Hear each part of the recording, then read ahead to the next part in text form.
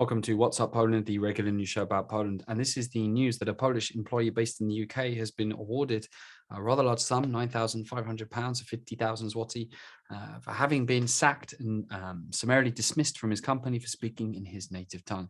This is the story of Sławomir Rowinski, who was working at logistics company Kuhn and Nagel, when his supervisor told Rowinski, "I'm really peed off with people who do not speak English at work," when Rowinski was talking in Polish.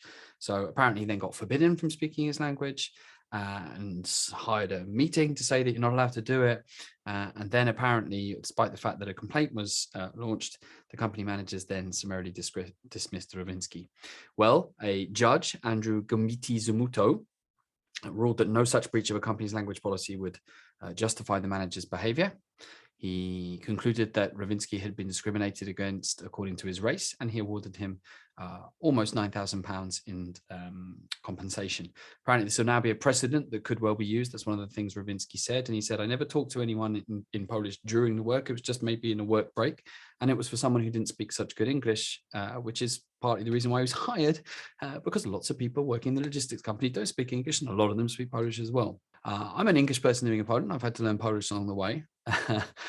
I sometimes laugh when people say, like, "Oh, more people should speak English." Like, no, if you go to someone else's country, you should speak their language. That's got to be one of the rules, isn't it? It's got to be one of the essential principles.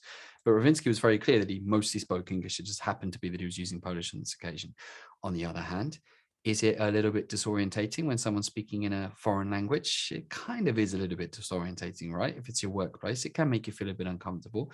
You don't know if anyone's talking about you. So I do understand the manager, Neil's kind of attitude here, which is, hey, we're supposed to all speak in the same language.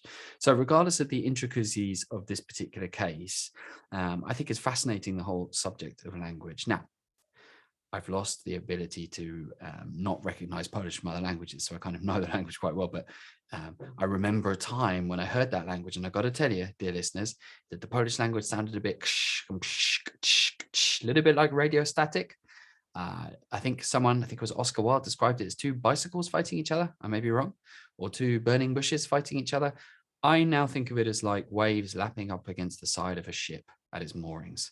But clearly the manager at Kuhn and Nagel, the logistics company, didn't feel that way. But justice has been done. And of course, Rowinski can now feel satisfied that a precedent has been set. See you again for another episode of What's Up Poland.